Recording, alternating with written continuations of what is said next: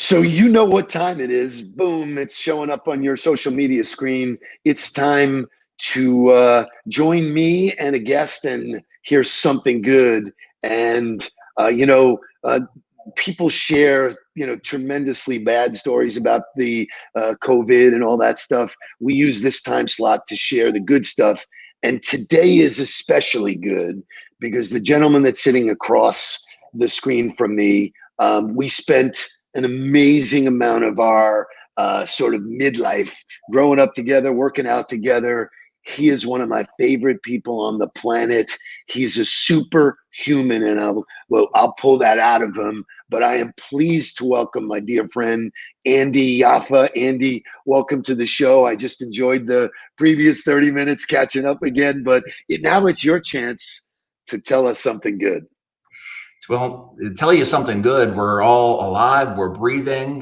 These are crazy times, and the world is divided in ways none of us ever could have imagined. And the fact that we're all able to sit and communicate and hopefully hug our loved ones is as good as it gets, to be quite honest with you. I think that's really well said. For the sake of my audience, please share what you do, because you know that there are people that are not that fortunate who don't get to hug their loved ones, and unfortunately, that's the world you live in. So share, what value you bring to the world to those people who need you. Steve, you're asking me to sort of capture what I do in a sentence or two. I'm a lawyer. I'm a trial lawyer. I specialize in catastrophic loss of all types. I work with the firm Grossman Roth Yaffa Cohen. I've been there 30 years. And as you and I have talked over the years, I live in the bowels of people's souls. I get called into the worst of situations. And my job, hopefully, is to relieve those families of those tragedies that they're dealing with, and hopefully put them in a better place and bring them some justice, if that's even possible, and give them the financial ability to take care of themselves and their loved ones and hopefully move on from those tragedies. That is incredibly well said. And as we were just reminiscing, we met at Gridiron Gym. We sort of noticed each other, somebody said, hey, you should meet that guy. We met, we worked out for years, we ran. Could you believe we used to run like 10 miles and more? Well, the only time I ever ran 10 miles is if the car was broken down and 10 miles to get to civilization. But you and I did a lot of running. Yes, we did. And on those runs, and it was probably longer than that distance, but on those runs, you and I became great friends. We shared lots of great stories, and I got a very deep understanding of when people are in need. You are a guy that they should have in their Rolodex, and when those times do present themselves, you have been a knight in shining armor. So I applaud you for that. So we were just talking about how we got to know each other. We talked about family.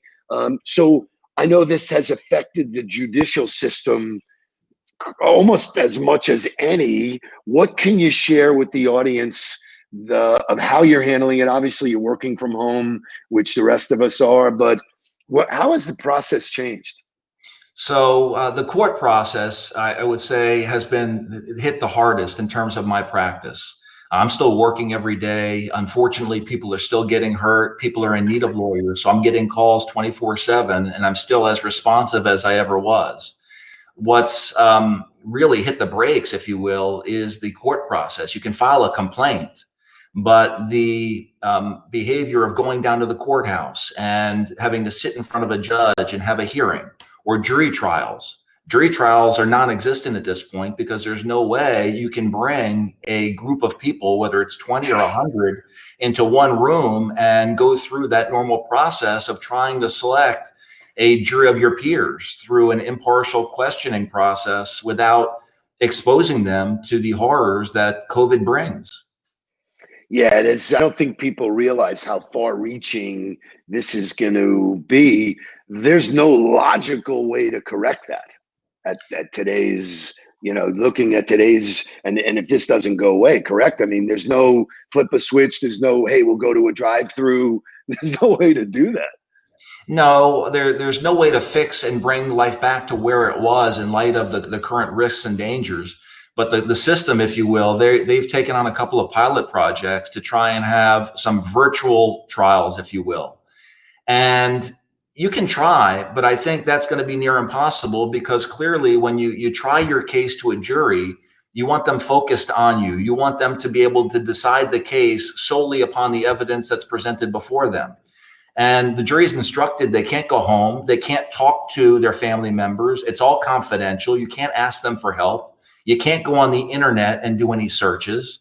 And when you're doing it virtually, it's like you and I talking now. You're up in Palm Beach. I'm down here in Miami.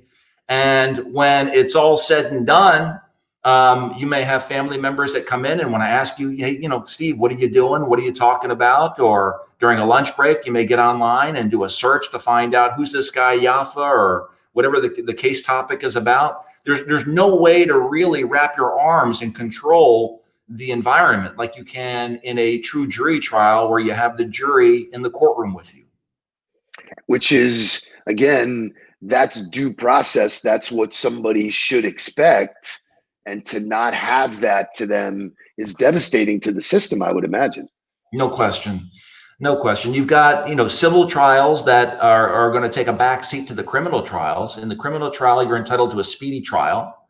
And these poor folks are locked up. And if they're not let out on bail and on bond, these guys are locked up in jail, desperately waiting for their day in court. Wow. And these things are happening. So you can see it's far and wide. Crazy. So I'll switch gears, because, the fact that you're still there for people is something really, really good. I'll switch gears to what are the positive takeaways that this has done for you personally? Because I know you as one of the hardest working, most disciplined people ever. And trust me, my audience knows, you think I'm disciplined. This guy is insane. That's what sort of attracted each other. We pushed each other to places. So what have you taken away that's positive about this? Is it family? Is it friends? Is it your ability to communicate? What are the positives that you see from this new, if you will? I want to talk both personally as well as professionally, if I could, Steve. Good. Yeah, please. So personally, this has given me the ability to spend much more time at home than I've ever spent in the past. And up until COVID, I've never been able to really be productive and be at home. I've always separated work, where I'm going to the office, I'm on airplanes, I'm going to the court. And when I come home, unless I'm prepping for something the next day, generally I try to focus on family and everything else. This has really given me an opportunity to spend much more quality time at home with the kids. Obviously, COVID has brought my daughter, who was a sophomore at University of Michigan. They shut all the colleges down, so she's been here. And being able to sit here and watch her and my other kids go through their daily activities, whether it's prepping for internships, trying to work the system, trying to find contacts, or study for the bar for my oldest, for example. It's really neat to see and watch that unfold. Good for you. I mean, that is a real something good. I agree. No, that's fantastic. It's also, believe it or not, I thought I had perspective doing what I do, seeing the worst of the worst, to be able to really appreciate what I have in life. COVID, believe it or not, has even brought that perspective to a new level that I didn't know existed, because you have friends that are in their 30s, 40s, 50s, and incredible health. Believe it or not, nothing wrong with them. And they, despite taking every precaution they can, have contracted the disease. Believe it or not, a couple of these folks haven't survived. And so if you want to talk about perspective, every day matters. Life is very fragile. It's very short. Take this opportunity to tell your loved ones how much you care. And be there. That's all you can, because you can't buy time. You can't buy these opportunities. Professionally, I will tell you that I didn't think it was possible to move cases and be successful in these times where I'm not able to be there taking depositions in person or in the courtroom. I've closed more cases in the last 4 months than I've ever closed in my career, because I've been able to focus and be more smart about my practice. These lawyers that historically have been able to bill by the hour. I don't bill by the hour. I only get paid if I win. The only way I get paid and my costs reimbursed is if I make a recovery on behalf of my clients. And on the defense side, these lawyers used to bill for preparation, driving to and from the courthouse, waiting in the lobby to see the judge.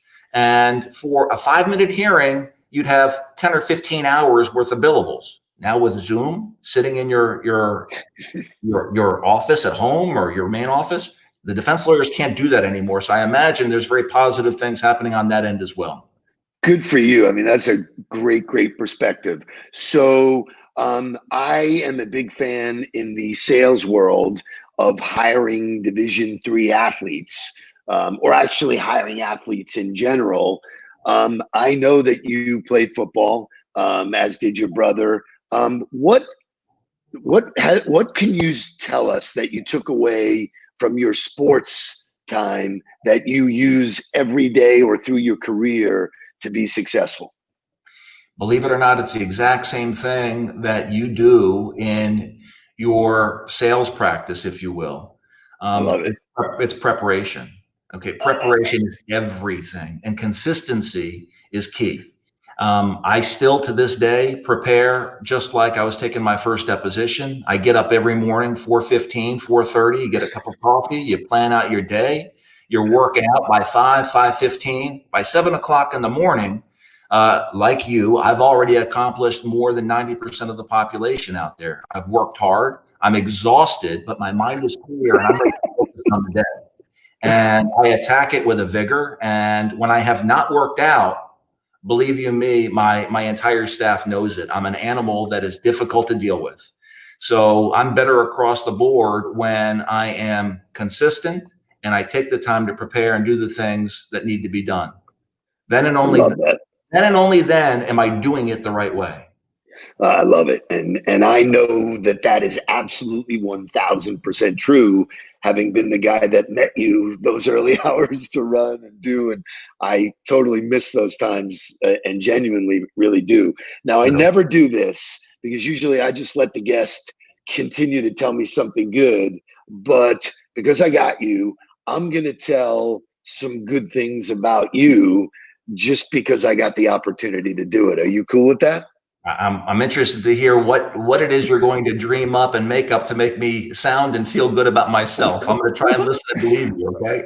And you know what? I've had good experiences with all of the guests and their friends and people, but this is very unique for those of you who know me and know my son, Mark, which we'll get to talking about Ryan afterwards, you know, the opportunity to work with your kid, which is really amazing. But this particular story, my older son was hurt in a freaky kind of accident.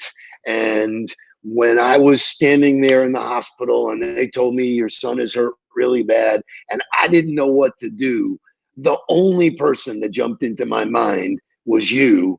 I called and it was the middle of the night. You not only answered, you took over and opened the entire kimono of relationships. We were, next thing you know, we were at the hospital with the head of staff, chief of staff. I mean, so I don't know what memories you take away from that, but it was one of the most impactful things. And I'll tell you why, and then you can comment on it. When I talk to people about how they live their lives, they always have something that they expect. Mostly in the sales world, they expect the transaction, they expect money, but you provide value to me and value to so many people in so many other ways. Like, you'll never be a client of mine. You just provided so much value in that one phone call. And I would love you to comment on it because me and Mark love you. You made an unbelievably treacherous time in our lives. No parent should get that call at 2 a.m. But I did. I called you. And so I just commented on it, if you would, because it is so good. So, Steve, you know that I'm very fond. I mean, I love you and Mark and Jake. Your entire family has become an extension of mine. And when you called, I answered and will always answer. And I don't know how or why it is, but I do get those calls. I get them rather frequently. And I guess I should feel honored and humbled that people feel as though they can reach out to me. doing what I do, seeing what I see, I know the right people to reach out to when people are in need. And thank goodness that I'm able to connect the dots. No different than when you are doing what you do. It's all about connections and knowing the right people to put together. And when Mark had that incident and you needed a pediatric neurosurgeon, we were able to connect those dots to get the right guy in there to do what needed to be done. I'm honored that I was able to help. I swear to you, there are times I'm not able to make those connections and help others, and people don't end up the same way, and it breaks my heart. It really does. I find Which makes you that special human being. I mean, your heart is much bigger than your brain, and you're a really smart dude. But your heart is gigantic, and the role you played for me and many others. And we talked about this before. The way people talk about you, like it's such a value to have you in my life. I try and instill that on other people, that life is not about cars and houses, and it's about the people, the relationships you make, because you just never know. And I didn't become friends with you to be that phone call. I just knew instinctively when it happened that you were that call. And it's such an impactful time for us. So many great lessons that came from it. So many amazing people do what they do. But to know that I have the opportunity to work with my son, because that's not what they were telling me then. You've been in that place when parents get horrific news, which I give you a ton of credit. When we would run and you would share the stories about what happened to people, you just can't even imagine it. So it's, really, really incredible. So thank you for indulging me, allowing me to share that story. I'll flip it back to you. And you asked me what it's like working with my son. I shared, I pinched myself. It's the most incredible dream come true ever. Talk to us about your oldest, if you would, because I'm super proud of him and what could potentially happen. And he's a chip off the old block. Like Mark is to you, Ryan is going to be much better than I am. He's smarter. He's more empathetic. The kid has seen, he grew up watching what I do. And I don't know if it's a blessing or a curse. I made the mistake of bringing him to a mediation in, I guess it was his junior year of college. And it was a case involving a father who lost his son in a horrific accident. Don't need to get into the facts. But Ryan was sitting there watching me make the opening statement. And I looked across, and I hadn't thought about this before. I had the surviving father of the young man who died, sitting next to me. Ryan was observing, and I looked across, and the tears just started to stream down my face because I found myself standing in the shoes of that poor man. I think that impacted Ryan, and he saw how I was helping that family. And then he attended subsequent mediations and trials and other tragic events. And he's got this burning desire to help.